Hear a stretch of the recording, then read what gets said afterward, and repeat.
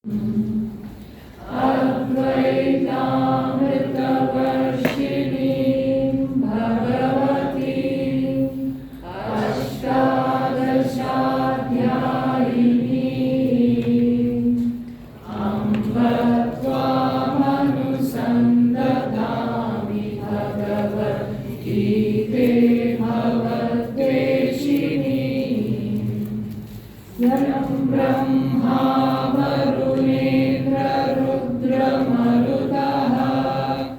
Sumbhanti Divyaistavaihi Vedai Sangapada-kramopanishadaihi Gayanti Yam Samagaha Jnanavastita-tadgatena manasa Pashyanti Yam Yoginah Yasyam na vidussurasuraganah Devaya tasmai namaha Devaya tasmai namaha.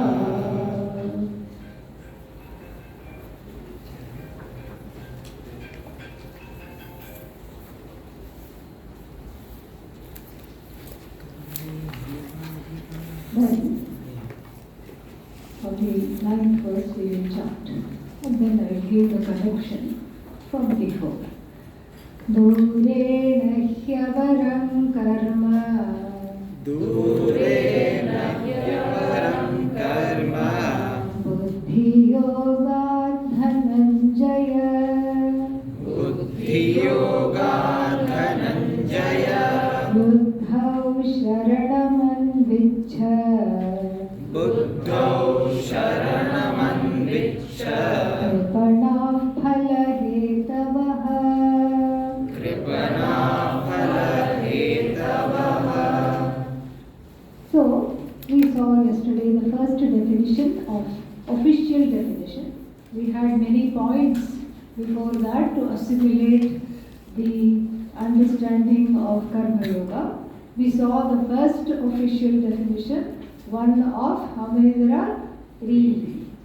So, the first one we saw, what is that? Samatvam Yogaha, we have to supply Karma Yogaha, iti Uchyate. Samatvam is yoga, we saw that. And what is Samatvam? Equanimity. We don't lose the sense of equilibrium when confronted with unpleasant situations, and you don't lose the sense of equilibrium when confronted with pleasant situations either. We learn to manage both the pleasant and unpleasant with more or less the sameness of attitude in which the results of actions are received. And a few things that help in that is prasada buddhi, we saw that, seeing everything as coming from Ishvara, that helps. And what else helps? Logic. Logic also helps. There is only 4 kinds of outcomes I have to manage. Correct? Remember the banana peel. Yeah, that's the one you have to remember. So, 4 kinds of outcomes I have to manage.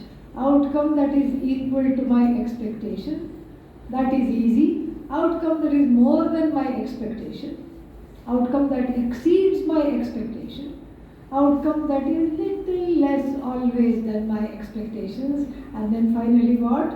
Outcome that is totally opposite to my expectation. These things I have to manage. There are only 4 possible outcomes, and these when I manage and I am able to have equanimity, 50% of Karma Yoga has been won over. Actually, technically 33%, because there is one more definition coming in chapter 6, but let's be generous to ourselves and say 50% is done. And so, this is the, these 2 things help. One is Ishvararpana Buddhi. This Buddhi is dedicated to Ishvara, and doership is dedicated to Ishvara, and then whatever I receive is also coming from who? Ishvara. It cannot, if Ishvara is the doer, results cannot come from Aneshvara. So that helps. This logic of the only 4 outcomes, that helps. I can use reason. And the third thing that helps is knowing this fact that I have no say over producing the result of actions. Even if I do Shirshasana, which we encourage, because anything that gives blood supply to the head, we love. Okay, because that makes one think very clearly. So, so even if we stand on the head, this will not come. What will not come? The idea that I control the results of action. It is not true. We do not control the results of action. We don't have any say over the results of action. And so, still, life after life, people have been keeping on doing the actions without getting the results and getting frustrated in the process, and going from one place to another place all the time, from pillar to post, as we say, and not really understanding the meaning of life. Here it is very important to see that the result of actions depend upon the prarabdha karma. My own karma stands in the way and becomes a gatekeeper to say you are not going to get this. And so my own karma means what? Whatever I have done in the previous lives, plural. One life is nothing. Lives, so many lives, so little time. And so much karma phala is there, so much prarabdha has been undergone, so much more left to undergo, and all these things are there, they are just piling up. Any time they can attack. If I just take it as my karma, there is a little what in Sanskrit is called aruchi. Aruchi means it's not very nice. Like, oh, my karma, then I start feeling guilty. Already I came to Vedanta, why? Because I was feeling guilty. And then Vedanta makes me feel more guilty, more hurt. That is not the point. So therefore, what do we say? Ishvara is karma phala data.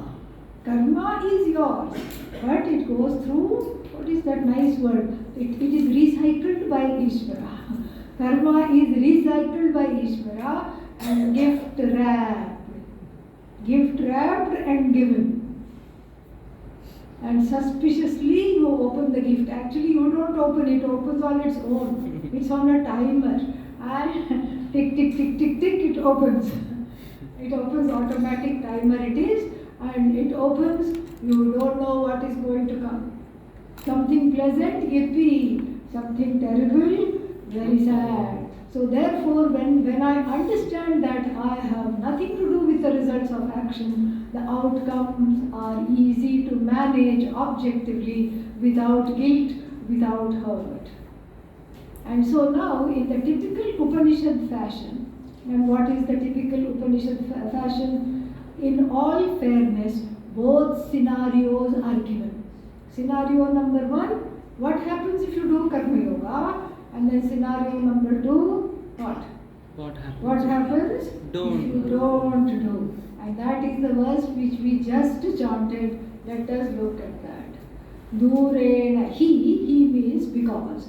He means many things. In Sanskrit, not in English. In English, he means he, H-E. That is not what we are talking about. He means therefore, sometimes he means indeed. Here he means because. Because he, durena avaram cha karma. Durena avaram means by a far cry. Duram means far. So durena avaram. Avaram means inferior. Far inferior. Durena hi avaram. Far inferior. What is inferior? Karma. Durena hi avaram karma. And far and inferior to what? Buddhi Yoga. Lord Krishna calls Karma Yoga as Buddhi Yoga also. So Buddhi Yoga, from Buddhi Yoga, far is this kind of a karma. We'll see which kind of a karma. Far it is, not only far, but far inferior. Karma Yoga is superior, and this other kind of karma, and we know what kind it is, the kind of karma done for phala. Phala kamkshibhihi, by people who want phala, who are karma phala hogs, who are addicted to karma phala, who are doing karma only to reap something. I want what is an immediate gratification, and after all these days it is all instant gratification. I want something right now. Can't wait even for a day. And so this kind of a attitude being there, this kind of a karma is far, far cry from Karma Yoga, far, far inferior. Therefore, Buddhau means Buddhi Yoga, in Karma Yoga, Sharanam Anvichha, take refuge. Sharanam, refuge. Anvichha, take. Anvichha exactly does not mean take. It here in this, seek. Also it means Anvichha. Seek refuge, take refuge. Where? In Karma Yoga. But where is the word Karma Yoga? Buddhau means Buddhi Yoga. In Buddhi Yoga, which is the same as Karma Yoga, please take refuge. Please take refuge in Karma Yoga. Buddhau Sharanam Anvichha. Why? Because that far inferior type of karma without yoga, which is done for instant gratification, without which without this karma phala orientation, I can't do karma, and there is some kind of a linkage because I really want the fruits of action, and that is far, far inferior to this. Why? Phala hetavaha. Phala hetavaha. Hetu means cause. Hetu means reason, cause. We have seen this word. Hetavaha, plural, like guruhu, guru, guravaha. Hetuhu, hetu, hetavaha. Hetavaha, plural. Many reasons. Kripanaha, phala hetavaha. Phala hetavaha means those who do karma for the sake of phala. They are called phala hetavaha. So those who are doing karma for the sake of phala alone. Phala means results of action. They are not interested in action. What they want? Quick results of action, and they are filled to the brim, chock filled with raga and dvesha, and the raga and dvesha are the horsepower that powers the action. And so all the time they want something pleasant, and all the time they seek to avoid the unpleasant. That is definitely one way of going about life. But where has it got us till now? Where has it got us? If that life had been easy, and if that life worked, then I don't need to be here. I don't need to be studying this verse. Because that life hasn't worked, we are seeking different solutions. If that had worked, nobody would be here. All the ashrams would have to close down. All the swamis would be unemployed, out of a job. So therefore, but that doesn't work. It's very clear. It's very clear that doesn't work. That's why I'm seeking a different solution. Why doesn't it work? Because it puts the person firmly into the whirlpool of samsara, comprising action, result, and the whirlpool goes like this and goes like this also. It just sucks the person into a vortex where no longer, and this chapter itself is going to tell this downward spiral, describe this downward spiral in detail at the end. So it sucks the person further and more firmly in this loop of action, and then result of action. And then what happened with the result of action? Don't like it. and therefore to correct that I need more action. It's like that cook kept on putting salt, and then there was too much salt, and cut one potato and cooked the potato and put it in that sambar or whatever she was making to catch the salt. Then it became too insipid. Then put more salt. Then it lacked something else and put some tamarind. And then the tamarind made it too sour. Put more salt. Then she thought maybe I should put a little sugar to balance it all out. And then she put some sugar. And then that also did not work. And then put more salt. And then this is how it is. We keep editing, abridging, punctuating, putting comma, full stop, proofreading our actions all the time because we cannot accept the results. The non-acceptance of the result leads one to do more karma in order to correct. And then you try to correct, and then what happens? You are in a more of a soup than you started off with. And so this is the vortex. You know the meaning of vortex? Yeah? It just when the water goes down, through a drain in the sink, it goes like this. That's called vortex.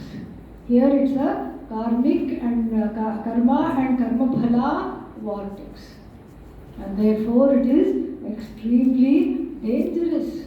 And then the people who subscribe to this vortex, we can't say subscribe because they are helplessly thrown into this vortex. Such people by the Lord are called kripanaha. We saw this word in the beginning. Karpanya doshopahata svabhavaha. Where? In Kathopanishad. First chapter. Second chapter, beginning. Yeah. Prichhamitvam dharma sammudhachetaha yajhreyasyan nishchitam bruhitan me shishyaseham shadhimam tvam prapannam. 7 or 8 verse 7 or verse 7 So there karpanya doshaha, that kripanasya bhava, the status of being kripana means miser. So I suffer from miserliness. Arjuna said, I suffer from smallness.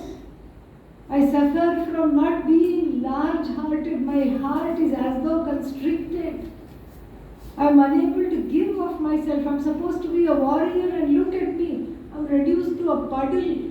I need to be taken out of this chariot in buckets. I have had a meltdown. This is what is called a meltdown. What Arjuna had at the end of the first chapter. I can't pick myself up. I am suffering from karpanya dosha.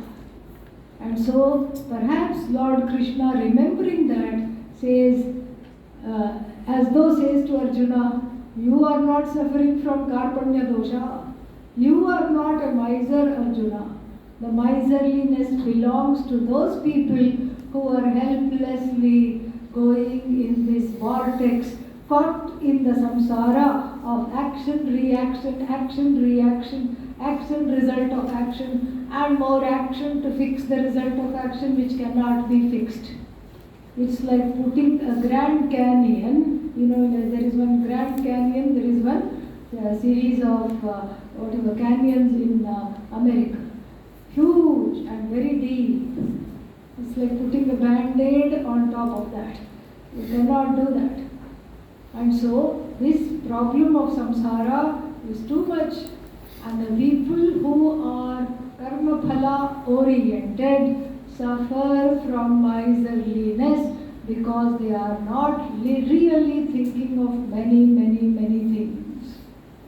Why do they suffer from miserliness? Reason number 1, buddhi has been given by Bhagavad. Are they using it? No. Answer is no. Because if they were using it, then they would not be in this muddled, mixed up situation. They are not using their buddhi. Reason number 1, that's why even though the buddhi they have, they are not using it. They are hoarding the brain cells, not using the buddhi. Reason number 1, they are called misers by Bhagavan. Second thing is, it's a very, very selfish life. Think about it. I'm only about what I want. And this is going to be, this idea in the next chapter is going to be developed, and the Lord has some very strict words for people who only cook for themselves, who only eat for themselves. Stena eva saha, he says they are all thugs and robbers because they are not participating in the yajna of life, a topic that will be developed in the next chapter, and we will see that in detail. They are not participating. Whole life is a yajna. Right now we are having Varuna's yajna in the form of rains that feeds the grasses, that feeds which in turn feeds the crops, which feeds us, which feeds all the animals, which feeds the insects, so many things. Then when it is time the sun comes out, that is another kind of yajna. Every tree is participating in the yajna and gives fruits indiscriminately. That is its job. The river doesn't say, I don't like Prayagraj, a city where the Ganga flows. I'm not going to flow there. I'm not going to go there. No, it gives of itself. This is just inert things in the world because they are programmed. All the animals, everything participates in this Maha Yajna, which is Bhagavan's Yajna. There is only one exception. Who? Human beings. Because we have free will, we can violate. And here the people who violate Bhagavan's Yajna are called misers, because it's all about what I want, my actions, my results. But here you are not born in a vacuum. You are born related. You have parents, you have grandparents, you have brothers, you have sisters, you are part of a community. You belong to a culture, you belong to a state, you belong to the nation, you belong to the world. So many claimants are there. You're not just born in a vacuum. So with everything comes, there is a swadharma there. And if one is completely, what's the word for it, totally solipsistic, meaning completely self-centered on what one wants, all these other duties are neglected. That's the second reason why such people are called misers.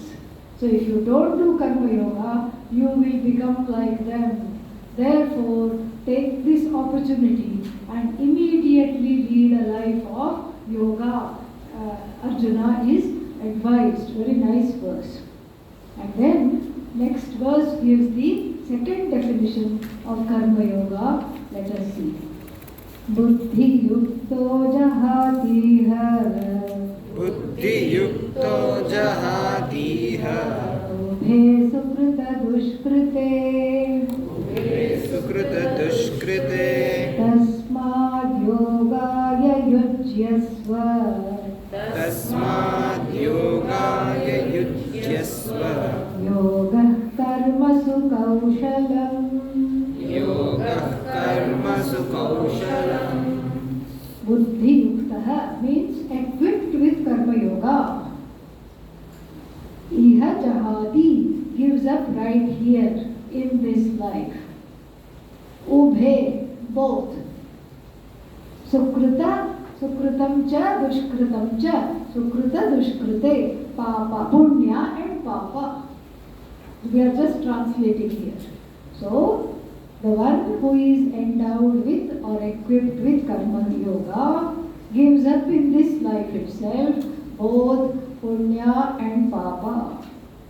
Therefore, yogaya yujyasva. Make sure you join this Karma Yoga. Make sure you join this Karma Yoga, Arjuna. Why? Yogaha karmasu kaushalam. The last three words are the definition. Same thing in 48th verse. Last three words are the definition. Tasmad yogaya yujyasva. Actually, there should be a full stop there. And then this is a separate sentence. What is karma yoga? Karmasu kaushalam. Kushalasya bhavaha. Kaushalam. Very interesting. Kaushalam means, usually it is translated as skill. Karma yoga is skill in action. It's a wrong translation, obviously. Yeah, because skilled in action means what? Even a pickpocket is skilled. Yeah. And the pickpocket, let's say, gets up in the morning and prays. What will the pickpocket say? Let every pocket, O Lord, be lined with greenery.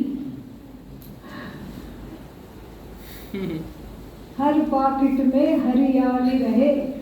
Let every pocket be lined with greenery. Means 500 rupee notes, or better yet, American dollars, whichever denomination, they are all green. So let every pocket, O Lord, be lined with greenery. Is the pickpocket a karma yogi? No. Very skilled, has not got caught even once till now. No. Skilled in action is not a correct definition at all. And then Pujya Swamiji's wonderful example to illustrate this. One man was always looking at the neighbor with binoculars, and he saw the neighbor had a safe, and in the safe he used to keep lot of gold bars, lot of money, and lock it up. And then this person said, I have made all the preparations. I have sent my family to a safe space where nobody knows where they are. I have spent the last year digging a tunnel from my house to the neighbor's house, underground. And I have studied Karma Yoga up till now. Whatever verses you have explained, I have closely listened. And then what? I am prepared. I'll go there. Tonight's the night. I am going to go through the tunnel. I think he is out of town. The whole family is out of town. Nobody is there. Where? In the neighbor's house. So my plan is to crack the safe open. And I have prasada buddhi. If there is only one gold bar, I will say prasada. If there are 10 gold bars, I will say prasada, yippee. And then what? If there are no gold bars, then also I say prasada.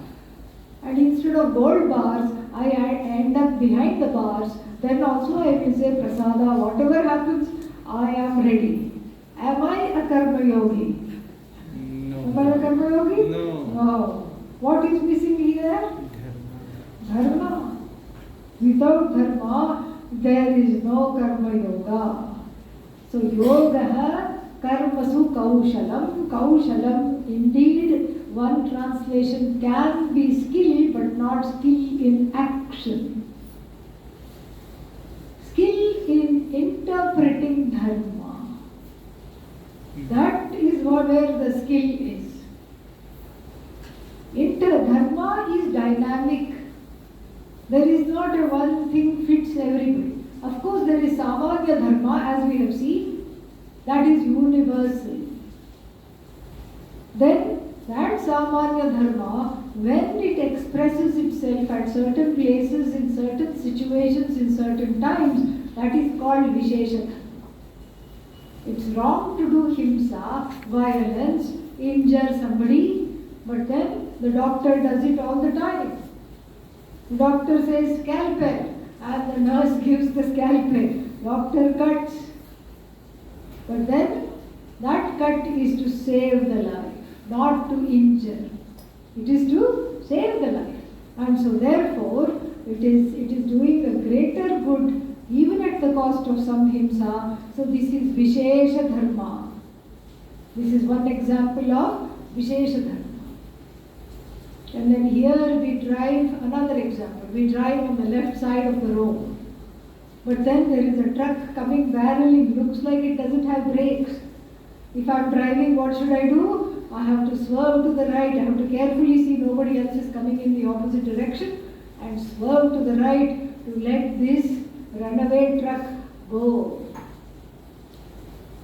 That way I have actually saved many lives.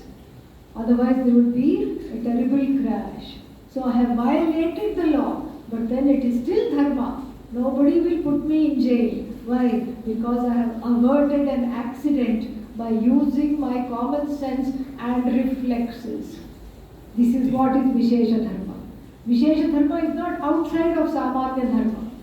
If you draw a big circle, Samanya Dharma, Vishesha Dharma is one more circle inside that. Then another iteration of this Vishesha Dharma is Swadharma.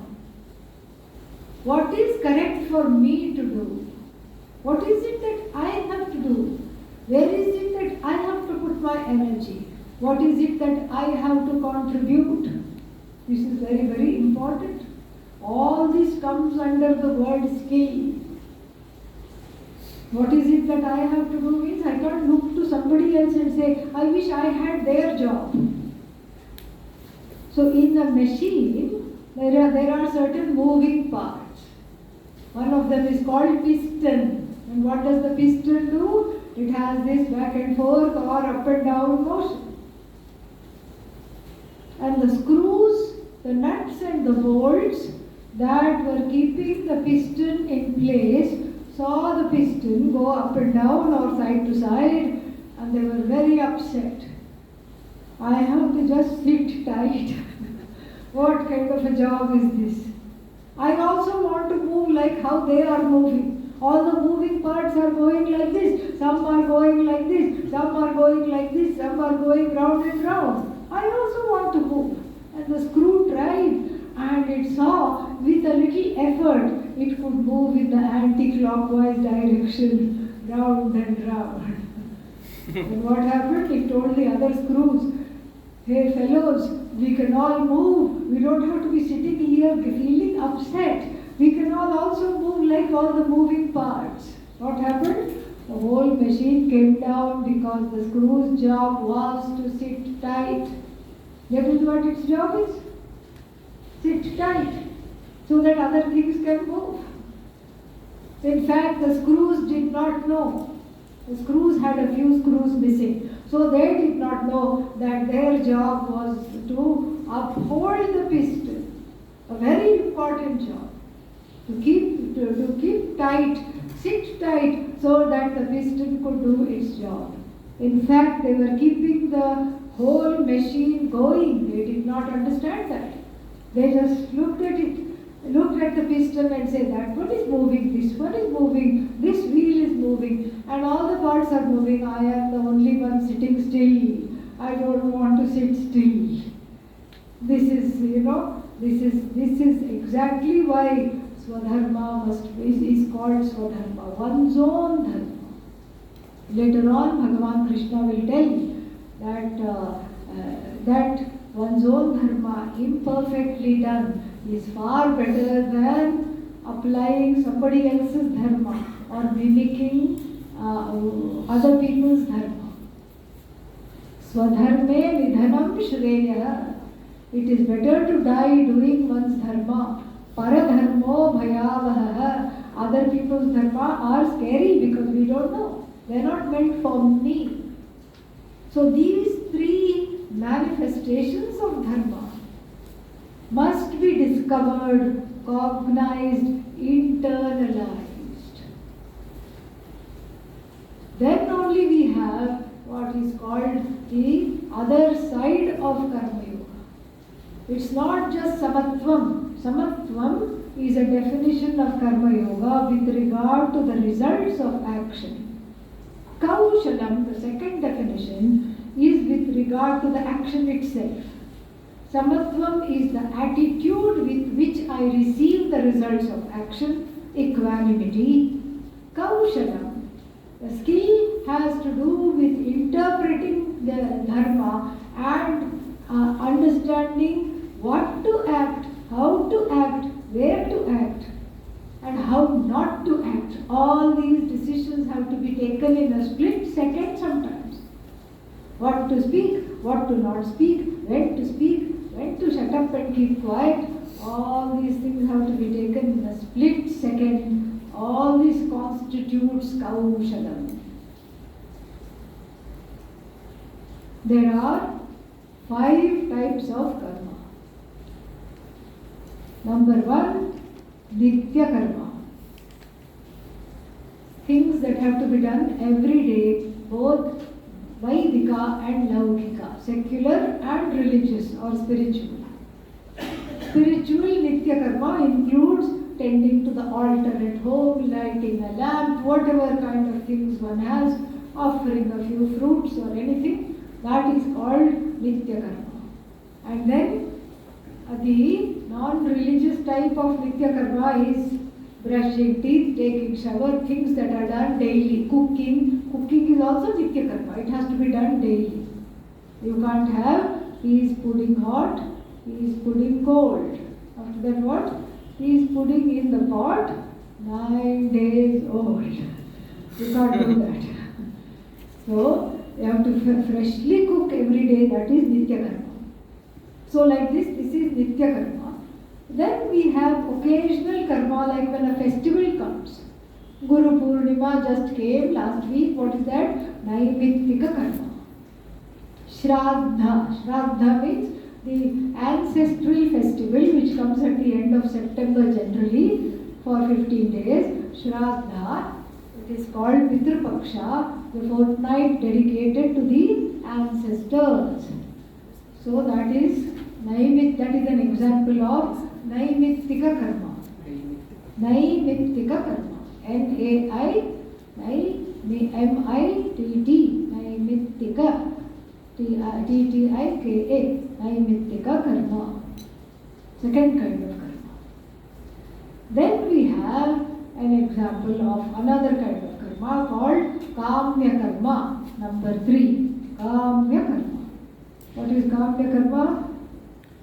Things that I want to do.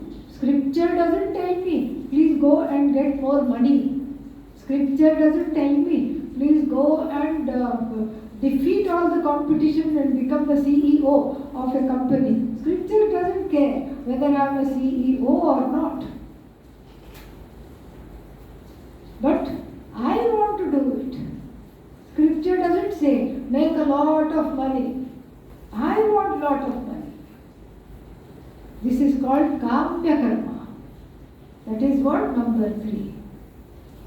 Number 4, Nishiddha karma. That's also a type of karma. Prohibitory karma. Nishiddha. Nishiddha means that which is never allowed. Taking away something that belongs to somebody else.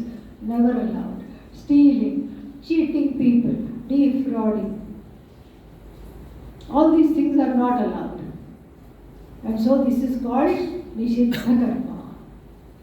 But because as human beings we always violate Nishiddha karma and do some of it anyway, the 5th kind of karma is called Prayashchitta karma.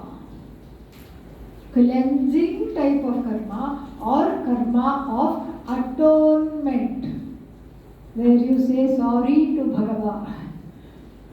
And you don't announce to people, hello everyone, I am doing Prayashchitta.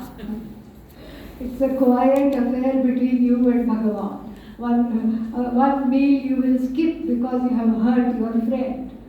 Or you will go give some donation to the temple or to somebody who is needy or to an ashram. Annadanam you will do, distribution of food, something like that. Or you will sit and in addition to all these examples, another example, you will sit and do japa for a certain length of time. Or you will say, I will do 100,008 times this mantra, and you will sit and do that. As a way of saying sorry. There are many kinds of prayashchitta karmas. Some of them are very, very, very, very frightening. One example is called Chandrayana. And it has to do with Chandra, moon. You start this Vrat, it's a 1 month long karma. You start on a full moon day and just put your normal amount of food, whatever you eat. But you divide it into 15 portions so that you know. Let's say you eat 4 chapatis, you divide that into 15 portions. Okay? And then you eat the full meal on full moon day. Next day is the waning moon, so you eat only 14 portions of what you ate before, 1 portion less. And then 13th day, less. And on the new moon day, complete fast. And then on the day of the first crescent moon, you eat 1 bite. That is the worst. 15 days people are able to do it. But then after that you have to build up. 1 bite of food, then the next day 2 morsels of food, 3 morsels of food, and you build up to 15, and then the vrata, the ritual is over. So like this, there are some very interesting and at the same time intense kind of prayashchitta karma. Makes this modern day example of intermittent fasting look like a baby. Yeah, this is nothing. Intermittent fasting is nothing compared to what they had in the ancient times. Prajapatya Krichra, another kind of fasting.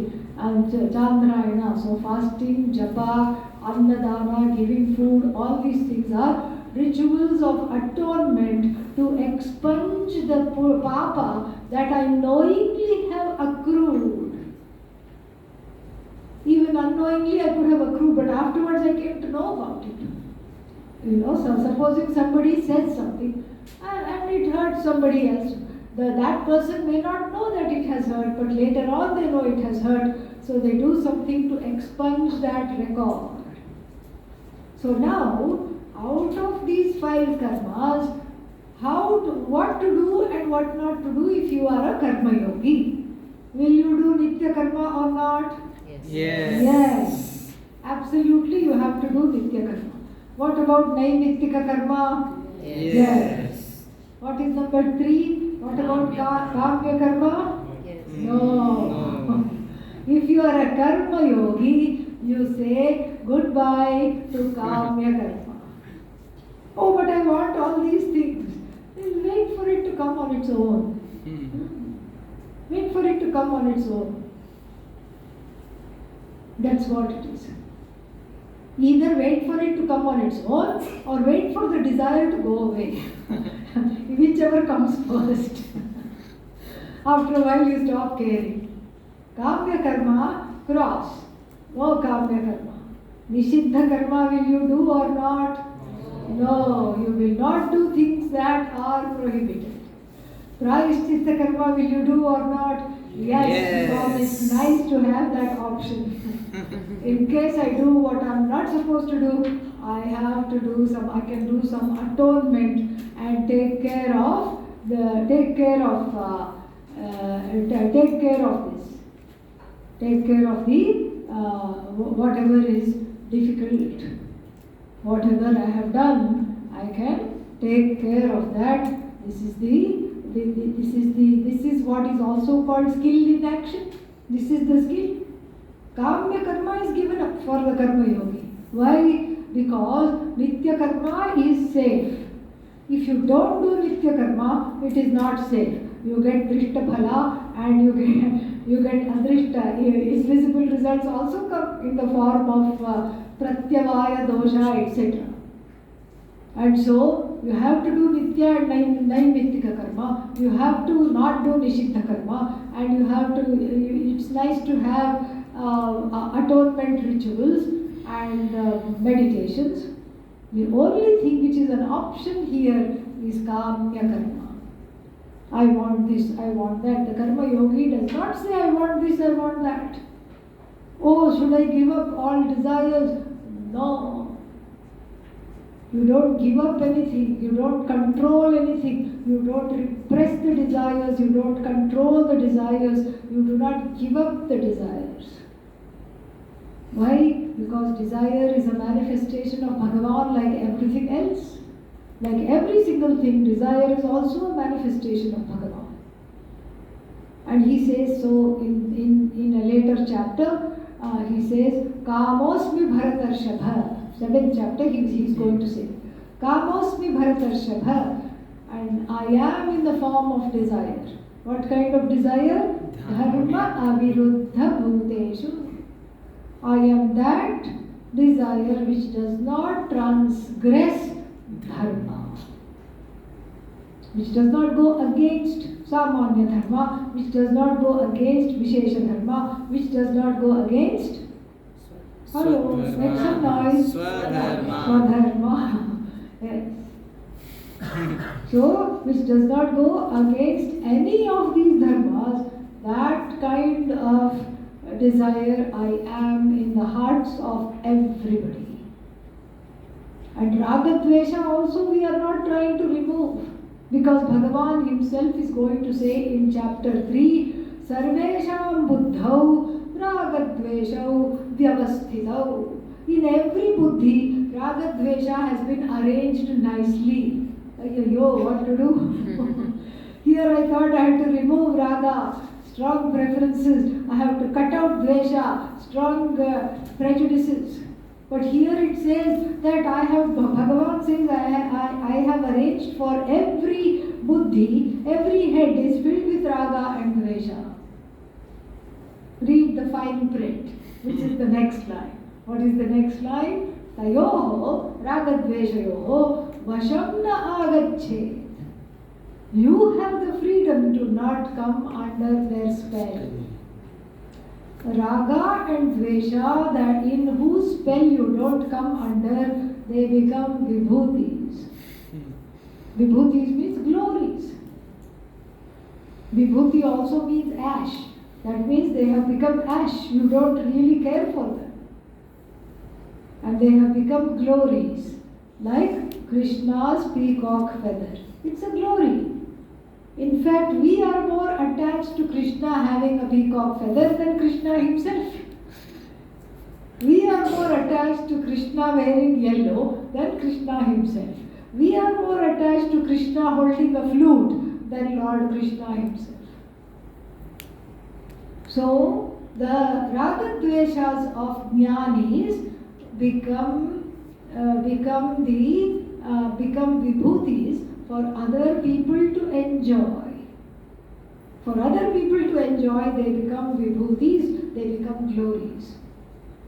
So it's not that the ragadvesha is suppressed, repressed, depressed, given up.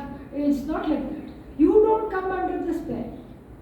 And then they just fritter away, they die away. And if they don't die away, they are just there.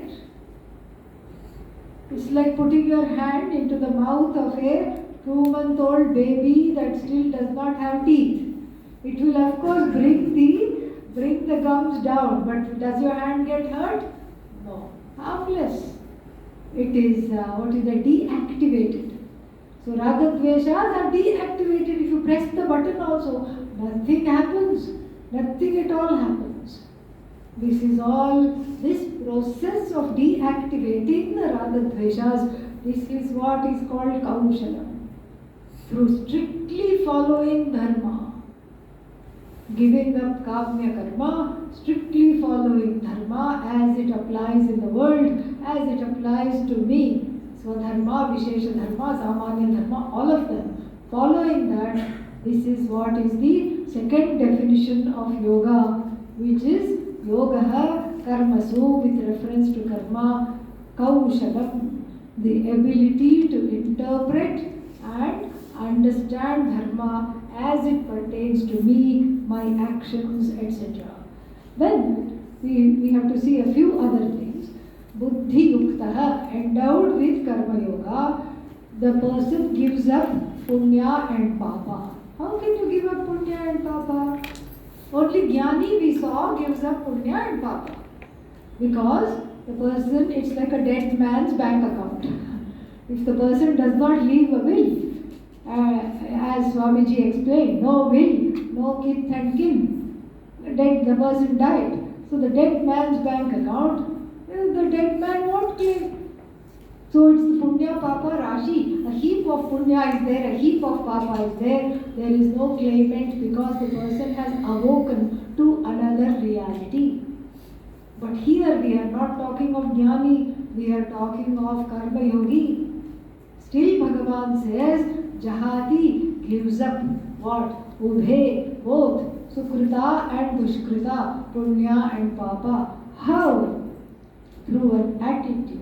Attitudinally gives up because there is no time to focus on Punya and Papa, accruing Punya, avoiding Papa, because the person is so focused on Dharma. And then slowly, with the help of knowledge, gets to the place of giving up Punya and Papa. This is how the verse must be understood. So now we have seen both the definitions of Karma Yoga, and then a few other things are mentioned here in the next few verses. Let us look at them.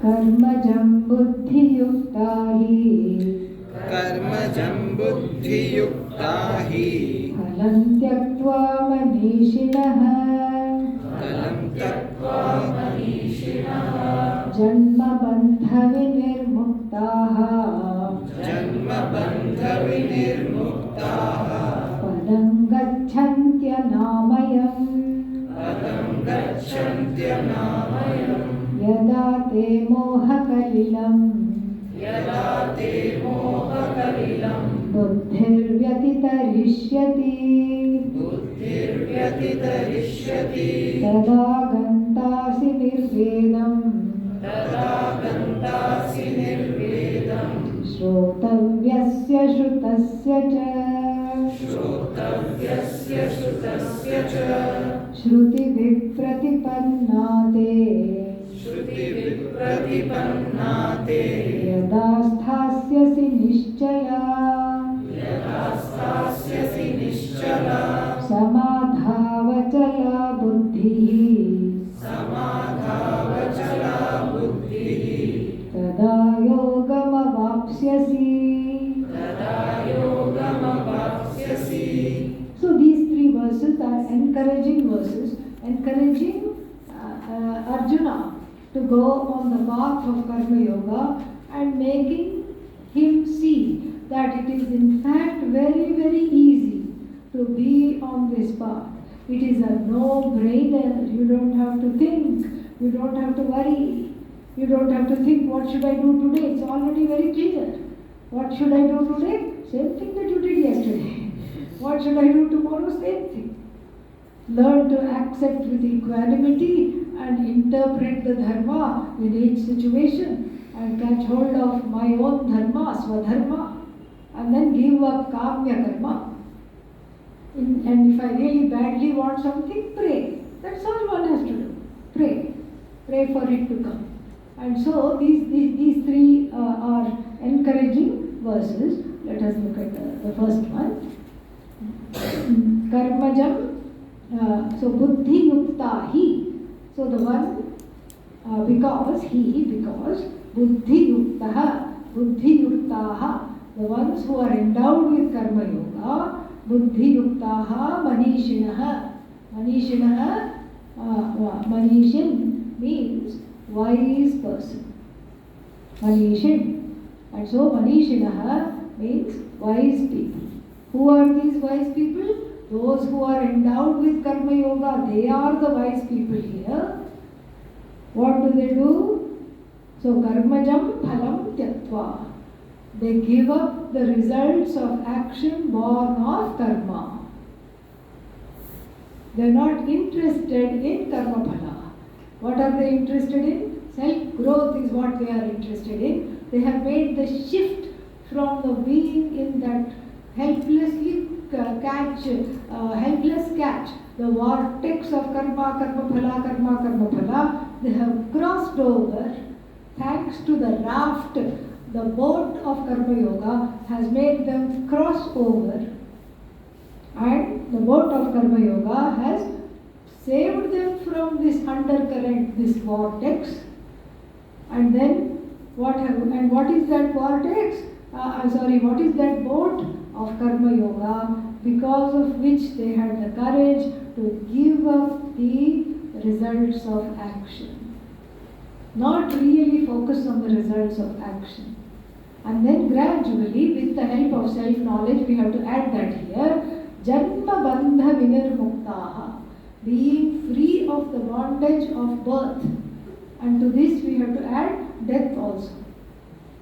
Birth itself is not a bondage, but then it ends up in death. And then again in birth, then again in death. So, therefore, Janma Marana Bandha Vinirmuktaha, those that are free from the bondage of the cycle of birth and death, Padam Gachanti. Padam is they gain the status, they gain the goal. And what is the goal? Brahman. And here the goal is described as Anamayam. Anamayam Padam.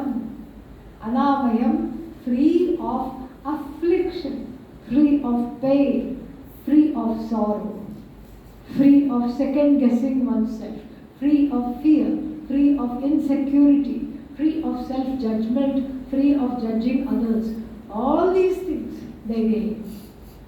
They gain this freedom. How? By following a life of Karma Yoga. Here one must not confuse that Karma Yoga is a path and it's going to lead you to this. No. Karma Yoga, not Kevalam Karma Yoga, but Karma Yoga while for inner growth, and that inner growth is used to gain this self-knowledge, because the mind is finally tranquil and prepared, and because of this knowledge one gains freedom from a life of becoming, a life of samsara, and a life of anamaya, afflictions. Yada te moha kalilam, Yada te moha kalilam, buddhirvyatitarishyati, buddhirvyatitarishyati, tada gantasi nirvedam, tada gantasi nirvedam, shrotavyasya shrutasya cha. shrotavyasya shrutasya cha. Supposing Arjuna said, or somebody said, listening to these verses, somebody could say, that's a long shot. I don't think I can do this. How can I do this? This is too much. When will I get this Padam Anamayam? When will I get this goal? When will I reach this goal where there is no sorrow, where there is no pain, where there is no self-judgment, where there is no judging others? When will I reach this? And so, to that it is said, Yada te, when your moha kalilam, the disease of delusion is called moha kalilam. The impurity of delusion. Being deluded, thinking that through karma I can get knowledge, or through karma I can lead a satisfactory life. Through karma and karma phala, I can find fulfillment. That deluded thinking, moha kalilam, when your buddhi yatitarishyati, when your buddhi crosses over this deranged thinking, that through karma you can be happy, through karma phala you can be happy. You can be happy maintaining, growing and fattening up the ragadveshas. You can be happy. When your buddhi goes away from that kind of a misguided, deluded set of thought, then tada, at that time, gantasi, you will go, you will gain future, periphrastic future. Gantasi, you will gain what? Dispassion. Nirvedam, a very important word, Nirveda, dispassion. In the Mundaka-upanishad we will encounter it. Nirvedam ayat brahmana. And so, you will get Nirveda, dispassion. Dispassion for what will I gain dispassion? You will gain dispassion with regard to all the things in the universe. There are only two kinds of things in the universe. What are they? known and unknown. Known and unknown. But then out of the known, we can further divide into two. Mind, not yet mind. Okay, soon to be mind. This is the bifurcation. And the whole life, the struggle is to make the not yet mind into immediately mind. So this is the problem. So therefore, you will get nirvana, you will get objectivity, you will get dispassion with regard to all the objects in the universe that you want to have, which is called here shrotavyaha, things that are unknown, you will hear about. Shrutaha, shrutasya, things that you have already heard about and you want. You've heard a new movie is going to be released. Oh, I want to see it on the first day. New book has come. I want to read it just now. New thing has come. I want to experience it just now. All that plus what else? Things to be heard later. That also you will have dispassion. You will say, let anything happen. I am not interested in that. I am happy being who I am. This kind of a dispassion you will gain through Karma Yoga, and then with the knowledge you will reach the truth of yourself as free of amaya. Amaya, affliction. Anamaya, freedom from affliction. Om Purnamadaഃ Purnamidam Purnāt Purnamudachyate Purnasya Purnamadaya Purnamevavashishyate. Om Shanti Shanti Shanti. Hari Om.